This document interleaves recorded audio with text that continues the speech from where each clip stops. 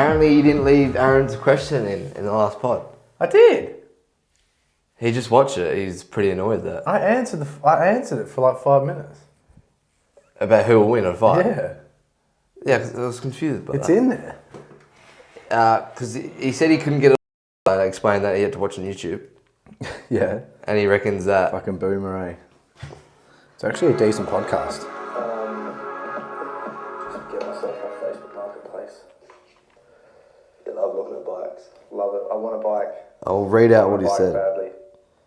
Let's just get one. You didn't put my question in the pod. I asked who would win in a fight with me and Jake. Training. Yeah, you can. Yeah, it does. Depends on you? Oh, wait a sec. Maybe the whole thing didn't upload properly. Because I thought you would have it in there. Yeah, I did in the edit, but I'm gonna have to re-upload it. I answered his question thoroughly, to be honest. I'll shout it as he's on our toes. I'll add it to the end of this one. Welcome to the SJ's podcast, featuring myself and the little snack monster over here. Apparently I snack a lot.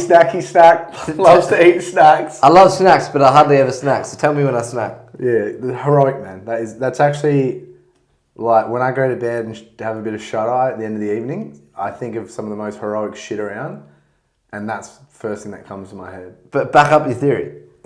Yeah, you love snacking, lad. I do, but when do I snack? Look at your rig. That's the backup. What? What about it? It's a snacky rig, mate. No chance. It's a rig that enjoys having a snack. No. We were just saying, neither of us are fans of co-captains. Nah, definitely not. Which is a big thing in the AFL now. The whole Huge point thing. of captaincy is to have someone directing everything. Like orchestrating things. That's the person you liaise with who like bridges the gap between the playing group and the coaches. So we've gone from one captain and then a vice captain over the last 15 years. Now you're literally seeing leadership groups of, I think Freo's got a leadership group of like 9 people. The team that plays is 18 on the field. Yeah, may as well just have the whole team as a leadership group, eh? Literally, what's the point? Yeah. What's the point? Like, everybody that's got decent leadership qualities, just make him a leader. Well, obviously, co-captains, people can't pinpoint one person that they see as a leader. They could though. Definitely. And I don't like that Eagles have had co-captains since Shuey retired. But now we haven't announced what we're doing this year because obviously one of the co-captains left to go to Brisbane Lions, who just won the flag. Good captain. So there's a great captain that. So yeah, it is interesting. Good, but you good can obviously track record for captains leaving to other teams, eh? West Coast. What, Chris Shard, Oscar Allen, Ben Cousins obviously left, but that was He got kicked out. Yeah, it's a bit different. Yeah. But we've also got like good success rate of captains winning flags too. So yeah. Well, and coaches. What's a good success rate of a captain winning a flag? If you win a flag, you have to have a captain. Yeah. So what's the success rate? There's no 0%. Like, if you have a captain, they're going to win a flag. Yeah. So what do you mean success rate? Oh no! But not every captain wins a flag. So yeah, I know. So what do you mean you have a good success rate of captains winning flags? I don't understand that statement. Because this is our history. It's good. We've got a good history. Yeah, but every team that wins a flag that has a captain, the captain wins the flag. Like, yeah, I know what you're saying. You're peanut. So what's the success rate of captains winning flags? If they win a flag, they win a flag. There's no success rate. Yeah, you're an egg. In fact, it just shows good leadership. If you want to talk about success rate of captains winning flags, you don't, because who was your captain in 2018? Banger. He won one flag and he played for like 20 years, so the success rate is actually poor. Still won a flag though. Yeah, but you're talking about success rate of good captains. Luke Hodge won 4. Yeah, did he win? Was he captain for all of them though? I don't think he was captain for 3 of them. Yeah, which days that's unreal. So, does that explain my confusion with your statement? Yeah, still. Yeah, it's an odd statement. It is an odd statement, but I should have said coaches maybe. Our coaches a pretty good success rate of winning Winning a Grandy. Yeah. Malthouse did. Worcester did. Simo did. Yeah. Worcester was a brilliant coach. He was a brilliant coach. He got used to 2 Grandies. Yeah. But he's only won a He only won a grand final. And he won 2 himself. Yeah, that dude wins Grandies. But that's what I mean. Like, he's back at the club now. It's an odd statement to make. Good success rate, like it's 1. When you've got all these players, you get like technical now. Dusty, it's not technical. It's literally the simplest. I should have said coaches. But coaches doesn't even matter either because they only won a grand final each. Simpson and Worcester. Yeah, but when you take over as at a club, they're normally at rock bottom.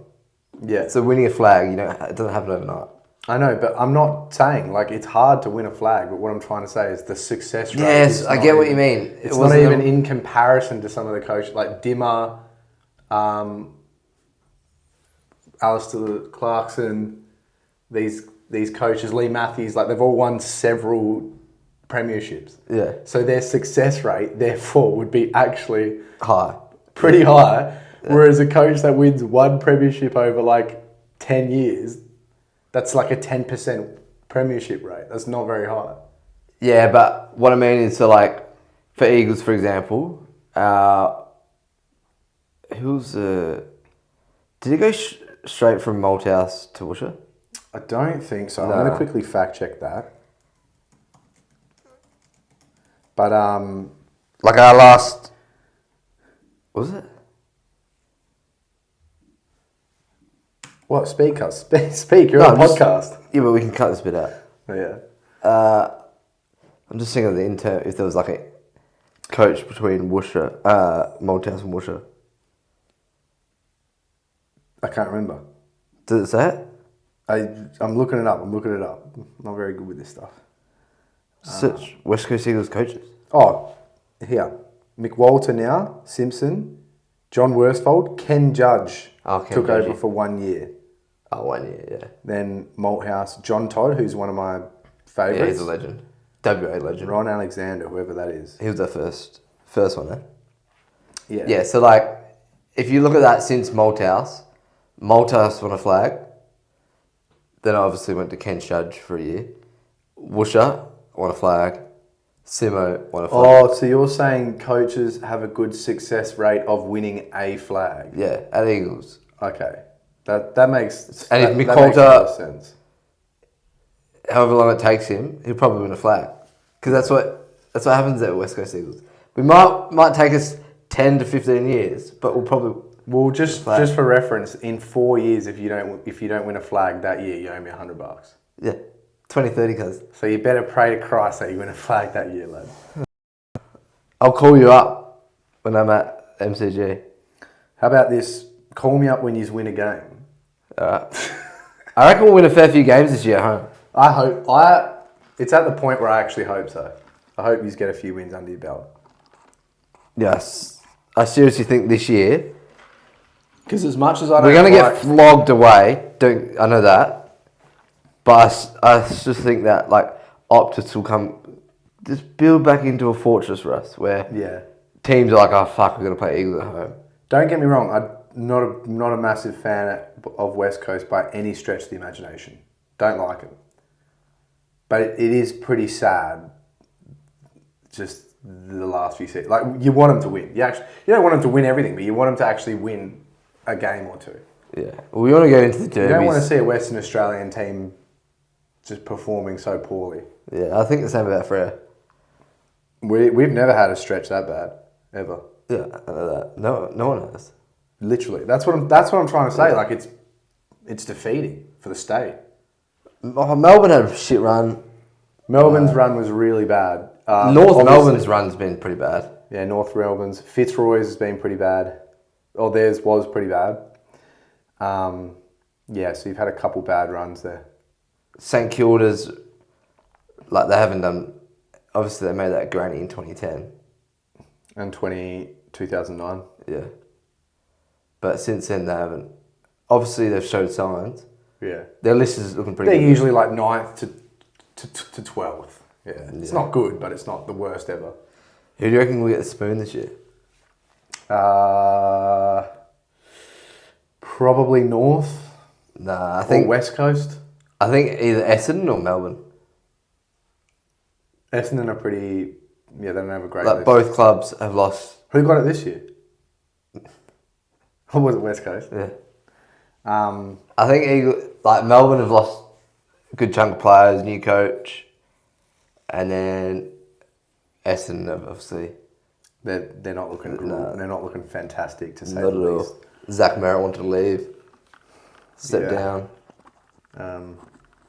That'll be interesting. Actually, it's interesting. The top of the ladder will be so interesting, and the bottom of the ladder will also be.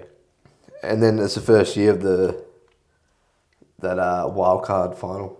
Which is dumb. Yeah, it's just pretty much just an extra round of finals.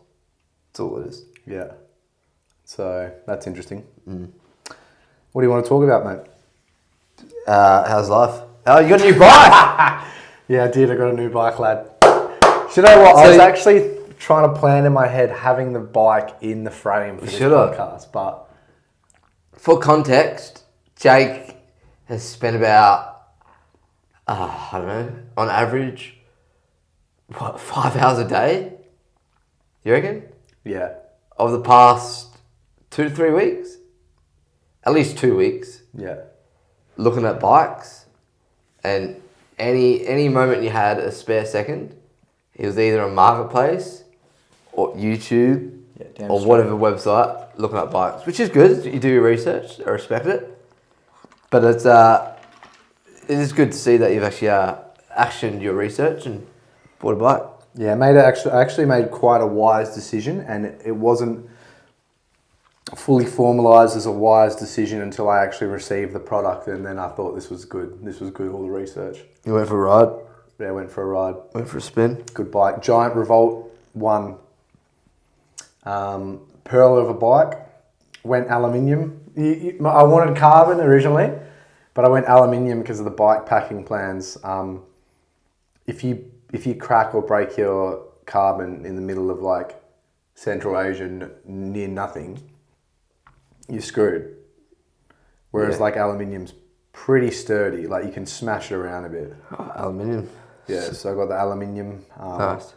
2x10 gearing. Man knows his bikes. Yeah, know a little bit about bikes now, but took it for a spin yesterday. Loved it. It's obviously not. I just wanted something to bridge the gap between road bikes and riding on gravel and dirt and stuff like that. And so I thought I'll never get 2 bikes, or at least not for now, because I'm not an old fart like that. So I just got the one bike that can be quite universal, and I'm just going to get 2 sets of wheels for it. Bit One and all road, rounder. one MTB pretty much. And you're planning your first trip on it? Yeah, planning my first trip. So I really need to do less planning and more work at the moment because I'm really diving into the planning. So you've shifted from looking for the bike now to looking at the trip. And still looking like at heaps of stuff for the bike. Still looking at so much It stuff. never stops, eh? Trying to find a way to get power while I'm riding to charge all my stuff. But I think the thing that, you know what? This is literally an expedition, what I'm planning. It sounds pretty sick. Like, it's not a holiday, it's an expedition. And when you hear about other people planning expeditions, they're like, yeah, my team did this, my team did that. Because it's honestly shitloads of researching. Spend your entire day researching just all the ins and outs of it. And so I really need to just take a step back and focus on the more important things in life. But then at the same time, I really need to get that stuff organised and done. Yeah, it's because it's not really something that you can just wing, is it? No. But at the same time, is it one of them things where you don't want to look too much into it because then you would just keep, obviously, thinking about it. But yeah, I just need to nut out all the most important stuff. But essentially, I'm just going to transverse from the east of Kyrgyzstan to the west. And then I'm either going to go straight into Tajikistan and climb this 7,000 metre peak, or there's a road in Tajikistan that's 4,600 metres high, one of the highest roads in the world. And you can cycle up to that. And apparently only like in peak season, like a couple people do it a day. see, that'd be hard. And so that'll add 5 days to my trip, but I'm considering going up, doing that, coming back How long down. will it take you? The whole trip? Just that 4,000. It'll take me like 5 days to cycle up there And That'd be then tough, come because back the whole down. time it's on an incline. Yeah, Pretty it is. much. But I'm at like 3,800 already, so it's only like 1,000 meters. Yeah, true. Of incline, but yeah, it's going to be a big trip, and That sounds sick. got to do a lot of planning. It's going to be sick. I'm really excited, and that's another thing. I'm so excited that it's like deterring me from doing other important stuff in my life. So I need to just too revved up about it. just need to put it away and just say this isn't happening for about 6-7 months. Just grind. No, close than that. It's like June- 5-6 months. June, July. It's the end of Jan almost. Yeah, so 5 or 6 months. Yeah. Yeah. I'll make a vlog out of it. Claim on tax. Yeah. If you wanted to. Yeah, definitely can. Unless you just wanted to chill. I don't like doing, when I'm doing like hard shit like that, I don't like vlogging or recording. But this is the issue. It's like potentially you can monetize this stuff one day. So it's like, do you want this stuff potentially paid for and all you have to do is record it? Or do you want to think, no, I want this to be like completely Your time. my experience and not record it. But never get it paid for and have to pay for it forever. Yeah. That's something that you got to figure out. Yeah, definitely, lad. Because obviously there's pros and cons to both. Well, honestly, Because there's a huge pro of just enjoying it and just being there in the moment. Yeah. And not having to think about filming every second or, you know what I mean? Obviously you'll be filming stuff just for memories and stuff. just and that. experiencing it. But to be honest, if you do a vlog out of it, it's a memory. That's what I think of with all our vlogs, is that like you can just watch it back and remember that thing that you did. Doing a vlog like that it's not like you're in the gym where you got to think about every camera angle and whatever. Obviously you got to think about angles, but if you're doing something in the gym, you got to think about who's behind you, the shitty music that's in the background and all that. Yeah, maybe you just do a just hell raw vlog. Yeah. But that's it. Wow, what's happening in your life? Anything? Pretty stock standard. Yeah. Just got the Addy Zeros, Eva SLs. Obviously, you just got a new pair of shoes that you got from Alibaba. It's actually from Taobao. Talbot. That's but nah. Other than that, nothing too exciting. Nothing like you've got planned. Just working, lad. Yeah. Working hard then? Yeah. I've doing a new thing where like so every day I got to work on the lappy for 2 hours before I can do something that I want to do. Whether it's like I don't know. Eat some chockies out of the cupboard. Lad, you was talking to... We keep saying lad. 2, 20 minutes ago we were talking about how I don't eat chocolate anymore, and you do. Oh, I nibble on. I eat everything. There's not anything I don't eat. Yeah. I've got a brilliant relationship with food. Do you want a merit certificate or what? Well, you're saying, what, I eat chocolate? Yeah, I eat everything. Are you gonna list everything I eat? No. Or just the chocky? You're the one that says to me that I was eating chocky out of the cupboard. You love chocky, man. I do love chocky, yeah. And you love I love snacking. quality chocolate. Yeah. And I love snack and I love cheese. Yeah. That's Cheese my is downfall. good as well. So you're pretty dead on there. But yeah, is that it? Did I even finish what I was saying? What were you saying? Oh yeah, so I gotta do 2 hours of work in the lappy Yeah. before I either train or do something. Yeah. Because then I just get shit done and then I don't have to do it at night. Because I'm way better at like operating in the morning. Because I hate just doing shit at night. It just pisses me off. Yeah. Like I hate bringing stuff home at night. It's like 6, 7 p.m. I'm like, oh quick, I've got to do this. It just pisses me off. Yeah. So I'm just trying to build better habits around that. Well, I've heard a lot of people leave it in the office, their work. Yeah. So they never work at home. And if they need to work, they need to finish something, they will just stay at work until it's done. That's a good plan of attack. But winning the morning, winning the day and getting it done early is also a pretty good plan of attack. Because like I'll find a way to train or do something that I want to do where I'll just grind it out. Whereas working at night sucks. Yeah. But you like... I could imagine you as well. You're getting home and you and Marnie are like, oh, all right, time to watch 4.5 films. First up, Iron Man 2. And then you just be in shambles like, fuck, I got to get this shit done first. Just shaking the head while Iron Man 2's playing in the background. Yeah, see, you're the opposite of me. That is really good. I get late at night and I'm like, fuck, I feel bad that I haven't done enough, and then I try to do more. But I'm just tired and fatigued. I need to do the same thing as you. I might start doing that. But that's what I've been doing. And then it just pisses me off, and the work I do is like, it's not quality. I'll still get stuff done, but saying that I could get done in like half an hour or whatever, I'll drag out because I'll just get distracted. Yeah. So I'm just trying to do that 2 hours a day first thing or some point in the morning, and then just get on with the day. Set you up well. Hey, I'm Austin, the strongest member at SJ's. You can be the second strongest member for $1 a day. First topic.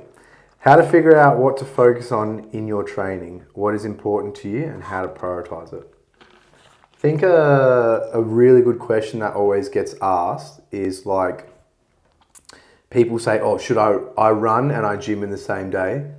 Should I run first or should I gym first? And the answer is like, do you want to be really good at running or do you want to be really good at gymming? Because whichever one you really want to be good at, place the most emphasis and most energy into that. 100%. Because the other day we had a discussion with Stifler and I was like, oh, I'm running before I go to the gym. He was like, oh, I never do that.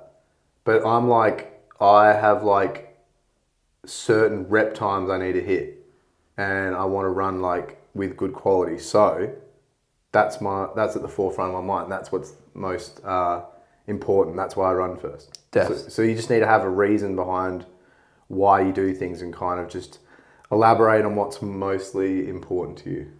That's a great example. Also, an example is say if you're doing a strength session, so whatever you want to get best at, usually put at the start. Because the same goes, the energy will be high, you're feeling the best for it, and then you can attack it. And then the things after it, you're still going to get done, but if you're a bit more fatigued, that's all right. Yeah. So whether it's, I don't know, you want to get good at pull-ups, you want to improve your bench, prioritise that at the start of the session. Yeah. But the reason why I mention this is because a few of my family members have all signed up for a triathlon. Oh yeah, I remember you saying that. Yeah, that's interesting. How many of them? There's 4 or 5 of them doing it, which is sick. Like, they're all loving it because they're actually training the same. So 1, their training's just a bit more enjoyable, and 2, they're getting a lot more done because they feel like they need to train a bit more. Yeah, they got that like clear objective. Yeah, which is sick. And I think it's something that we always recommend if people are struggling to train is to either sign up to something or join a sport or whatever. Anyway, but one of my sisters, I was talking to her about it, and she was a bit annoyed at that because she's got to train now for riding, swimming and running, that her gym's gone a bit out the window and she's not finding enough time to gym. Because she's always been in the gym. She's always trained 3 to 4 days a week, probably, I don't know, the last 10, 15 years. But that's obviously not as important to her right now. She can obviously still get those sessions in, especially 3. But she's got to, I was telling her, I was like, look, you got to, cardio is obviously your weaker point at the moment, so you got to prioritise that. Yeah. And it's just accepting that, and that's all right.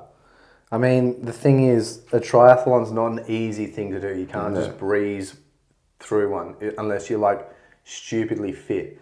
So you, by default, have to dedicate your training towards that mostly. Yeah, def. Which is, I guess that's the thing. It's like, yeah, you feel bad about not doing the gym work that you usually do, but like you've got to set your priorities straight right now. If you do want to achieve this goal of doing a triathlon.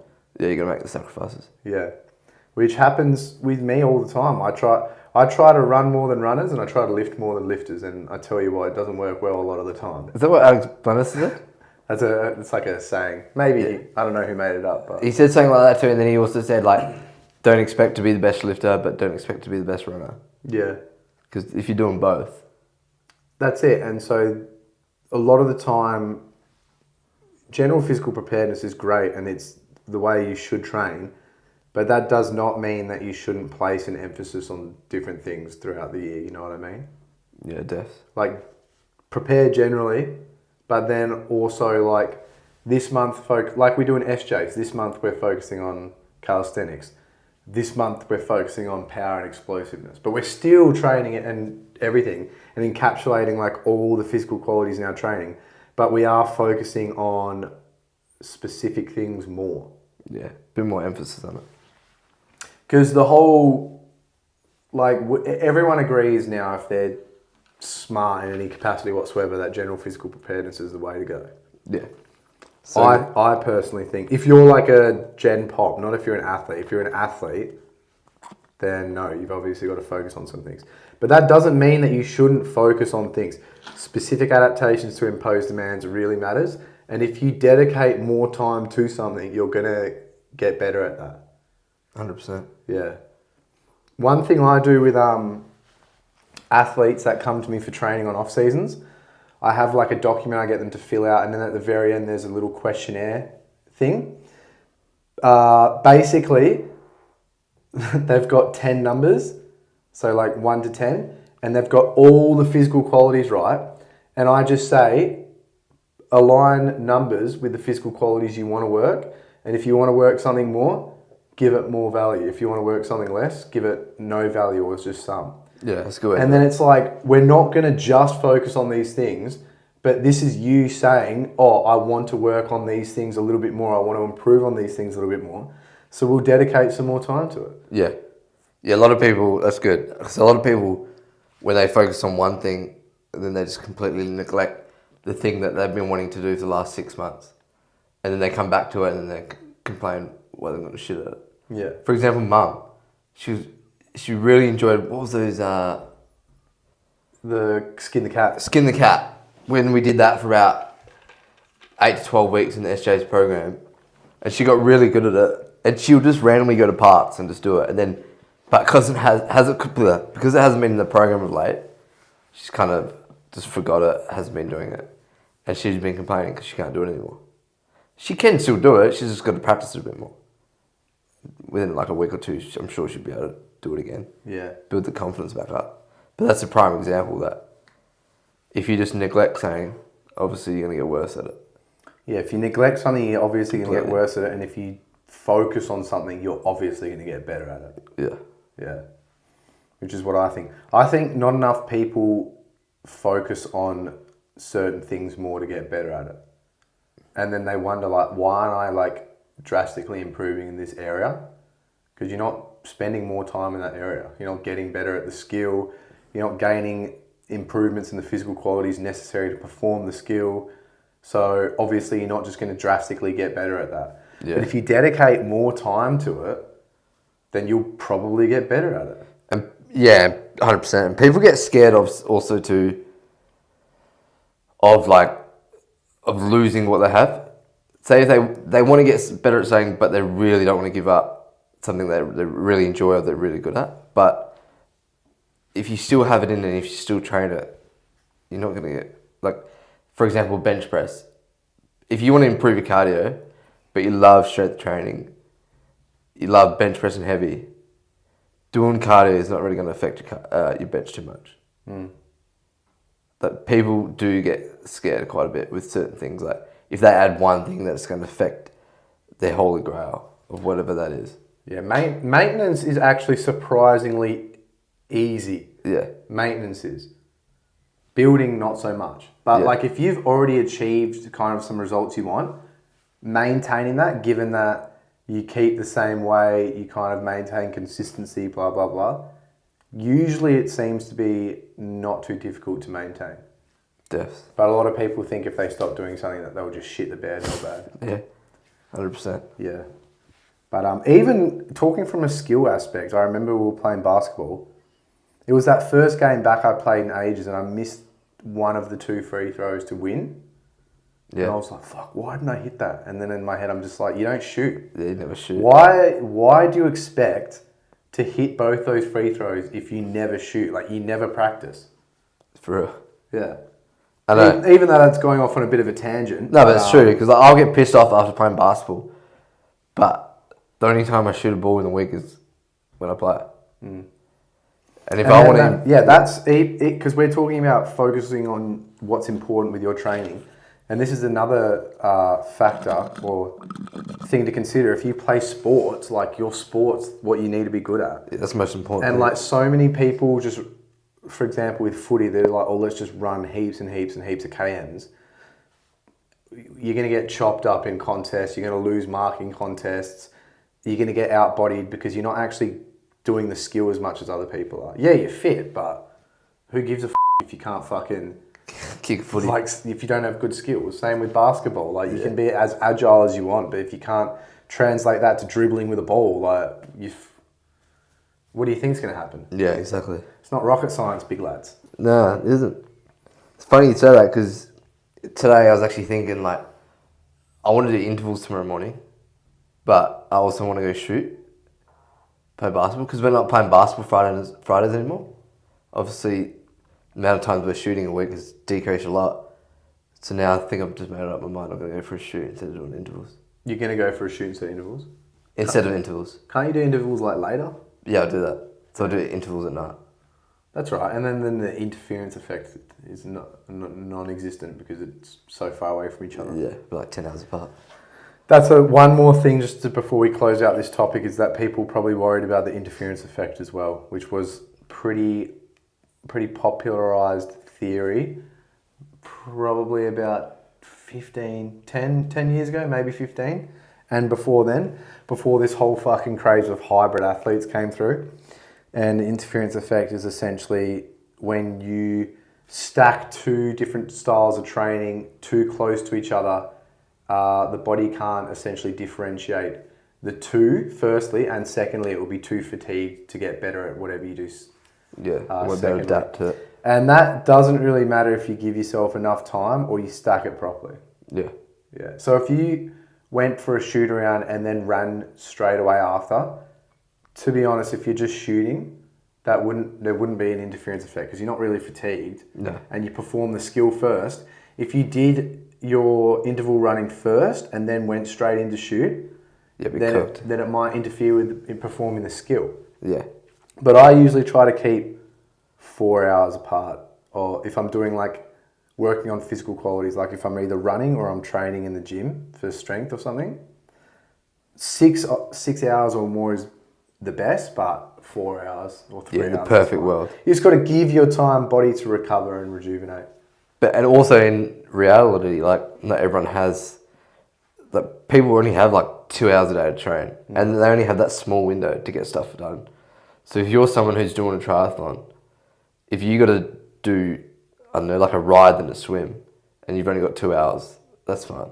If you're training for a proper triathlon, you fucking need to get rid of the rest of your life and fucking train. That's it. I remember I was in aqua jetty one time, and I was getting changed, and I overheard this dude, and he was getting asked, he's like, "Oh, you gonna do the Ironman next year?" He's like, "Yeah, I want to, but I gotta really talk to like my family because I'll hardly see them." Mate, people divorce because of fucking Ironman training. Yeah, because if you're working full time, like that's your mornings and nights are see you later. Yeah, you're working full time, which is like 40 hours a week. You're training like 15 hours a week probably. How badly do you want it? Do you want it badly enough for your missus to leave you, take the kids, and take 60% in a split? Yeah, for real. Because if you do, then hopefully you get a sub 9 hour or whatever's a good time at Ironman. Imagine doing that and then one you don't finish, or you do like a hell bad time that you're hell pissed off at. And that would suck. But yeah, that's a whole different world. Like what we were just talking about was kind of like responsible training, formal training. Whereas if you're training for a massive endurance feat like that, it's basically just get the work in however you can. Yeah, do your best with it. Yeah. So yeah, interesting topic, mate. Mm-hmm. Really interesting topic. And just moving on from that, how goated training intensity is, whether you're strength training, running, and basically how to monitor intensity and how important that is. Yeah, so obviously we've talked about this a fair bit. A few weeks ago we talked about this load and all that, especially in regards to running. People pulling up sore, especially with the shin splints. We've had a few SJ's members And then I was chatting to my sister again because obviously she's increased her running. And then she's complaining about shin splints. But I was just talking to her about the intensity that you were talking to Michael about what you always say is around that 3 out of 10. Yeah, 3 out of 10. In all rehabilitation, which includes managing injuries or overuse injuries like shin splints, yeah, you want to be at a 3 out of 10 or less. That's a pretty safe zone.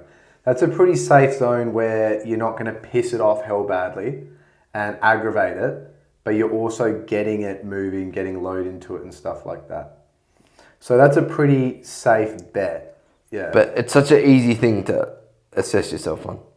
Like training intensity, this is why it's goated, because it's so easy to determine like how something's feeling. All you just got to ask yourself, there's many ways you can measure it, whether it's you ask yourself 1 to 10, is it easy, medium, hard, etc. But all you're doing is asking yourself feedback. Yeah. And it's such a big rock in training, whether you're doing strength or cardio.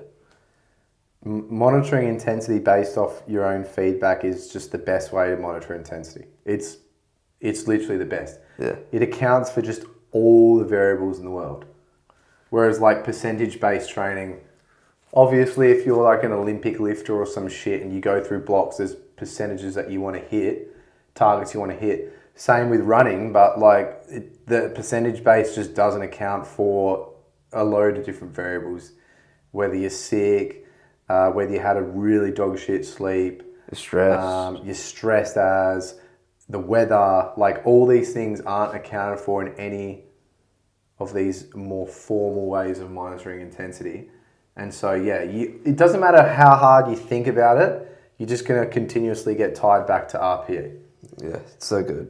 And then even like RPE, sometimes if people find it difficult, like easy, medium, hard. Well, I've actually been doing that with some new clients. Like, I still always go to RPE and explain what it is. But if they're kind of getting a bit confused or like you ask them, oh, how hard do you think that was? And they say an 8. But you kind of know that they had a lot more left to give. Yeah. Then I just go, oh, it was like easy, medium, hard, very hard. And that's why there's not just one perfect way to measure intensity. It depends on the person and how they like to do things. Yeah, it really, that's one variable that puts a spanner in the works with this intensity monitoring based off feedback is, like, if we're talking about shin splints, you could have like someone go for a run and they're like, oh, it's about a 3 out of 10, but you know that it's like an 8 out of 10. It's pretty excruciating pain for them, but they're just running through it.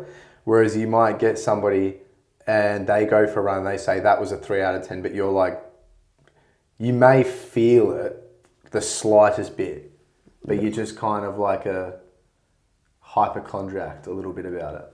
So that's really the only variable that kind of messes that stuff up, is the variance in people's ability to tolerate pain and their pain threshold and stuff like that. Yeah, for sure. Or even psychologically how they react to pain and sensation feeling and stuff like that. And the more you train, the more you understand. Like, yeah, it's just intuition, and the more reps you get, the better your intuition gets. Just like with everything, cooking, like the fucking more you cook, the more you just throw shit in there because you know it's meant to be in there. Yeah. The more you know you can't throw too much stuff in, the more you know something's going to make something taste gross. Yeah, it's like everything. Yeah. And in strength training, if you're ever wondering like how hard you should push a set, the sweet spot is normally around an RPE 7-8, which is around 2 to 3 reps away from failure. Obviously, sometimes you push it higher or push it lower, depending where you're at, but most of the time you'll find yourself in like a 7-8 out of 10. Yeah, for sure. Agreed. Jump. All right, there's something I want to talk about. Go on. Basically, Western companies have just been getting away with pure shite for so long. Basically, these Western companies, because they're so big, think of any massive Western company. Apple, like Nike. Adidas, Nike. They have like all the best people in the world working on their products. Yeah. And yet, like, we do see advancements in the fields, but also at the same time, for example, every time Apple update their iPhone once a year, it's like we've made this marginal difference. But they could have made that difference 5 years ago. They could have made it. They definitely had the technology a long time before that. And the reason why I'm talking about this is because China, in a lot of fields, are actually just releasing the best technology. That's sick. And what's happening is they're releasing the best technology at like a much more cheaper price. And what that's going to do is that's going to push these Western American companies to like release better technology. Yeah, it's good. Bit of competition. And I know that because I've got this unbelievable shoe, mate. This is what's made me start thinking about this. This shoe started getting reviewed by heaps of people on the internet by this brand called Dynafish. It's this Chinese shoe brand, and everyone was like, you got to get this shoe. It's fucking amazing. It's literally the best shoe I've ever worn.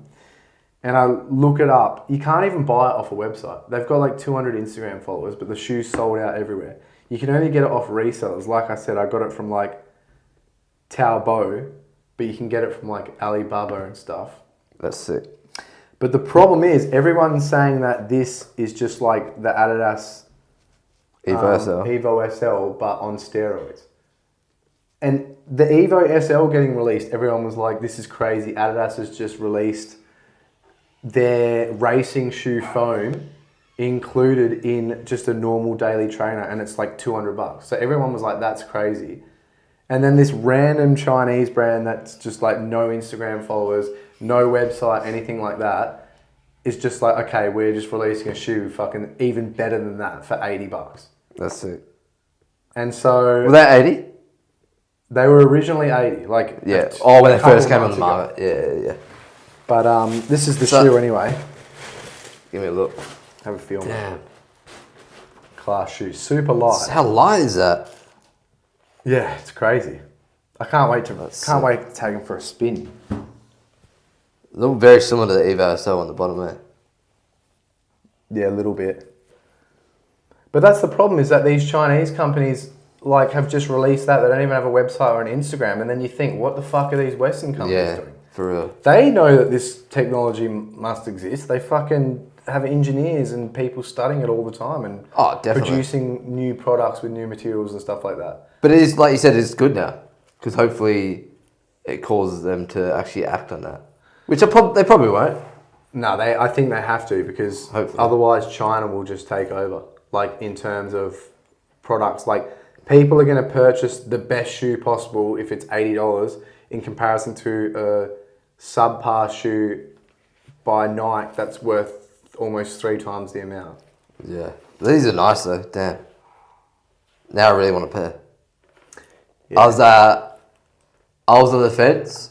Don't get me wrong, like I know there's really good feedback on these, and I'm not denying that. The only reason why I didn't get them is because I just got a pair of Evo SLs, so I'm like, I don't want to get caught up in like the fact when you're like, oh, I need to try them, I need to get them. Yeah. But I do have FOMO. Well, when you wore your Evo SLs for the first few times, what did you think?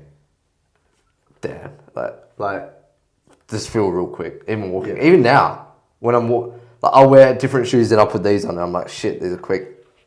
So yes, I can imagine that these feel even quicker. And this is like a random Chinese shoe. I know. So, but like, how many shoes do you need? Well, I got it because it's allegedly the best shoe ever. That's why I got it. I wouldn't get another shoe just because for the hell of it. They're nicer. Should I just do it? No, you don't need it, lad. You don't need it. Just let me... I technically don't need it. Let me wear them for 8 months and just boast about them hell hard and then finally pull the trigger, mate. I technically don't need it, but that'd be sick. I just enjoy being an early adopter. Yeah, I can't wait to wear them. They're super light, super They're really light. Dynafish. Shout out Dynafish. Yeah, I really want to get stocks in Dynafish, but they don't have not on the market, a website. They don't have anything. They don't even have a parent company, apparently. So Yeah, right. I don't really understand. But this is a big wake-up call for these Western companies, one, and it's two, like I hope that fucking people are finally recognising that they're just taking the piss Yeah. and charging the utmost prices for stuff that could be better. 100%. Hopefully it's a bit of a wake-up call. And Coming from someone that has a fucking MacBook and an iPhone, which, yeah. Even with Hawaii, like apparently there was some data leaky type stuff. Hawaii. Hawaii, the phones. Oh, right. That was a Chinese company. But in reality, like Apple's got all our details. What the Oh, hell are they they probably doing know the different? most. The only difference is that it's China. And then they got rid of that phone. And that phone company, it's banned in America. I'm pretty sure it's banned here. So yeah, the Western companies have to literally... They got to respond, don't They they? got to respond. Because in 3 years' time, this will be it. Everyone will have these shoes if they don't sort their shit out. Yeah, all the running. Well, all the running world's obviously reacted to it, and a lot of people do have them shoes. Even Nike, like, have just had the worst daily trainers for years now because they invested so much money into racing shoes that they just didn't invest any money into their daily trainers. And then it's like 3-4 years down the track, everyone's realised your shoes are mid in comparison to everybody else. Yeah. But do they care? Well, no, because they sell heaps of shit. But that's why I'm saying this is good because this will... Yeah, hopefully make them... This will make them a bit care. more. They need to care because otherwise people won't get their shoes. I'm trying to be really good with my money.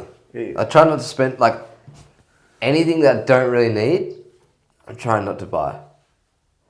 I really want them shoes. But I might just hold off. I heard a couple people say that with the internet boom. And they were like, oh, it's the internet. Don't need it. Don't need it. Don't, like, I could invest in it, but, like, I don't need to, you know? Yeah. And then everyone that did is just like, that was sick. That was awesome. I'll just wait till my birthday. Yeah. All right, questions. If you have any questions, always feel free to reach out, DM us, comment on our stuff. We greatly appreciate answering your questions. Got a few this week. Yeah, question one. Question one from Harshal. Do you think elbow and knee wraps are cheating? They're not cheating, but... No, they're not cheating. No, they're not cheating. Yeah. So that's the answer to the question. If yeah. someone said yes or no, they're not cheating. But they are a tool that you can use to perform better. The way this question is framed is it's not ideal to use elbow and knee straps until you actually need to use them. So if you're performing lifts at like 70, 80% of your max, you don't need elbow and knee straps. And then that kind of puts into perspective the cheating part. It's like, no, it's not cheating, but it's just unnecessary. Yeah. People use them when they don't actually need them at all. But there are competitions, obviously, where you're not allowed to use, especially elbow sleeves in bench. It's quite common. I think most powerlifting comps, you're not allowed to use elbow No, well sleeves. then, yeah, technically it's cheating in some places if you I did use believe, it. I'd have to fact check that, but I'm pretty certain that. But this is just gym culture wise. Yeah, gym culture wise, I would never use them personally, just because I don't know. I just don't think I lift heavy enough to use them. But if I see someone using them, I never like think that they're a loser or anything. Yeah, I'd hope so. But you know what I mean. Like I never look twice. I'm just like, you do you. If that's making you lift heavier and enjoy the gym a bit more, that's good. It's great. Whatever you need to help you, that's fine. I agree. That's exactly what I was going to say. If your goal is to move more weight and this helps you move more weight, why would you not do that? Yeah, exactly. Yeah, this is exactly like bodybuilders that don't do steroids. It's like, well, it's not exactly, but that's just an example. If you want to be the best bodybuilder, 100%. like take gear. Why on earth would you not? Yeah. It's obviously not anything the same, but it's like another situation in which, in fact, steroids is way more frowned upon and way more cheating. Yes. The only thing I don't like with steroids is when people when they just use it to get ahead, where obviously if they just stay natural for a lot longer, they could get so far. natural. Oh, you're talking about early usage of Yeah, steroids. you know when people just like... Before you maximise your natural gains. Yeah, that's when it annoys me. No, I don't really care. Like, I if don't care, but at the same... Like, if you want to be held jacked, like really jacked, the most jacked you can be, take steroids. But you're right. If we're talking about safe usage of steroids, then you would firstly probably maximise your natural gains before then. I think it doesn't annoy me, but I just get a bit more respect. Yeah, People, I respect you know people what I mean? way more that do that, yeah. Like, I still respect... If people want to get on roids, I'm still going to respect you. But Yeah, but you're also leaving gains on the table if you just shoot roids straight away without Yes. getting those natural gains. Like, Ronnie Coleman didn't do roids for a fair bit, and then he started doing them. Yeah. You know? But it's the same. Like, I don't know. It depends what your goal is. If you have a goal in mind and you really want to achieve that goal, and you have tools that can help support you in achieving that goal, then do it. Yeah, 100%. Like, fair enough. But maybe in like professional sports where you're not allowed to take steroids, obviously don't do that. That's cheating. I'm talking about strictly Gym. bodybuilding. But then if everybody else is cheating, should you just cheat like Lance Armstrong? Yeah. Honestly, when I look at Lance Armstrong's situation, if you exclude the fact where he was a massive liar, I honestly don't have a problem with that. Everyone was on steroids. Like, Yeah, pretty much every single person, Yeah. wasn't it? if he didn't take steroids, people would have been like, "You're an idiot." Well, not steroids. He blood doped. Yeah. But, They were just so good at getting away with it. yeah. A lot of people are doping. Anyway. A couple questions from Mikey Spain. Melbourne trip 2.0 on the cards for 2026. Would be good. MCC vibes. I hate MCC. Yeah. Anyway, continue. You hate MCC, but it would be good. Obviously, one of our members is going there to live there for a bit. Or two of our members, sorry. Aaron and Summer.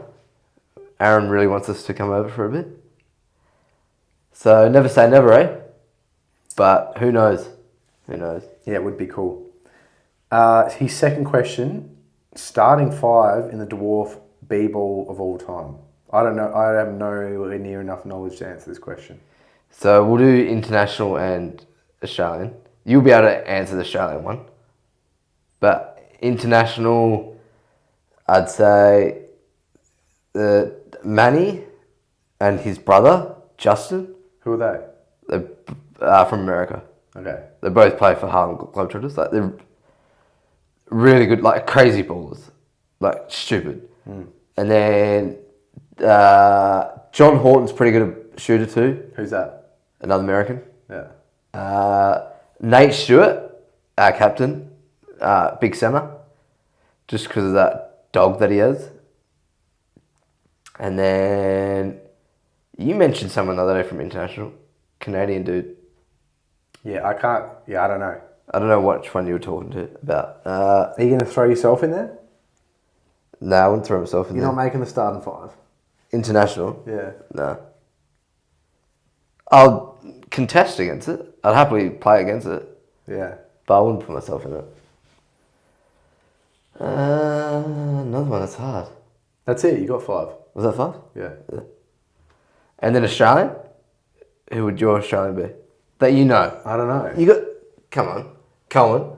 No, this is a question. This is a question for you. Cohen. Cohen would be in my worlds. I don't know how Yeah. you missed him. Sure, yeah. He's so young. Okay. Who cares? I don't care if he's fucking 10 or 1,000 years old. He dominated. He did dominate.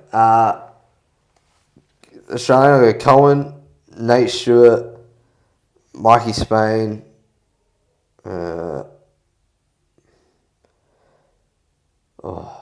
Luke Misson. It's either Luke Misson or this is hard. Because then you got Luke Misson, you got Ryan Cullishaw or Caleb Grant. I'll put myself in there for a laugh, for a shooter. And then I'll go Luke Misson. Yeah, nice. Good, man. Good. Couple of balls there. Declan Forrest 01. He's got 2 questions as well. Motivation, where do you find it and how do you start? You literally It's motivation technically isn't. It is real, but it isn't. It's overrated. Well, it's not. I don't reckon it's overrated. The best thing is you got to firstly define what motivation is. But I just think, obviously, just routine and just having good discipline is just, that's all you need. And if you're wondering, like, where do you start, and say if your motivation's low, there's no best way to start other than just starting, like, however that is. And then if he's talking about the gym, I assume he's talking about the gym, is one, just start, and then start with early wins. So that it keeps you coming back. That's what my advice would be. Like, choose a couple exercises that you enjoy, that you want to get good at, and then just keep showing up, keep doing them exercises, and then so that you want to progress on them certain ones. Yeah, I agree. Just all life, gym, everything is just a game of marginal gains. Yeah. And so all you have to do is establish ways to get marginal gains, and that all comes from just consistency and stacking days on days. So yeah, definitely get in the gym, figure out stuff that you enjoy or that you like. The start will be annoying, I guess, because motivation technically doesn't exist, but motivation and momentum are kind of two terms that are pretty closely tied. And that's what you want. You want that momentum, which is motivation. You build that momentum, and that's just by getting in and doing it. And you can use strategies like a lot of stuff from Atomic Habits, the 2-minute rule, for example. Go into the gym, do whatever the fuck you want for 2 minutes, and then if you don't want to be there, leave, but chances are you will be there. Stuff like habit stacking, like, when you go to work, bring your gym clothes with you. Yeah, so good. And then, like, all this stuff's going to help you start, and then you've just got to grind out the beginning, and once you build that momentum, it's just going to be like clockwork. Yeah. But don't wait for motivation. Like, it's not... You will only save yourself. Motivation's not going to come and save you. Definitely not. Yeah, unless you have some catastrophic thing happen to you in your life, then that'll probably help build motivation, I guess. Maybe interesting thing to talk about could be how to find motivation in some situations. But motivation stems hard from just shitty situations. And you can either be put in a shitty situation by force against your will, or you can build, into the gym, which is not going to be ideal. You're not going to love it or enjoy it at the very start. But that not frustration, but that not fantastic situation, for lack of a better term, will kind of breed that motivation. Yeah. Another one is just either train with someone or train with a group. Because if you, obviously, if there's ever a day where you can't be asked, having someone to either push you or a group to be with, and then two, it'll just probably help you train a little bit harder because you'll be low-key competing against them. People say they won't, but you kind of naturally do. In a healthy way, I'm saying a healthy way. Yeah. I think we're talking very specifically about gym, but in terms of all motivation in every aspect of life, having someone there to kind of keep you on track is really beneficial and helpful. Yeah. For example, my Slovenian study, like, I fucking haven't done any of it for ages because I've got to start doing lessons with my teacher again, because if I don't do it with her, then I'm not studying properly. Yeah.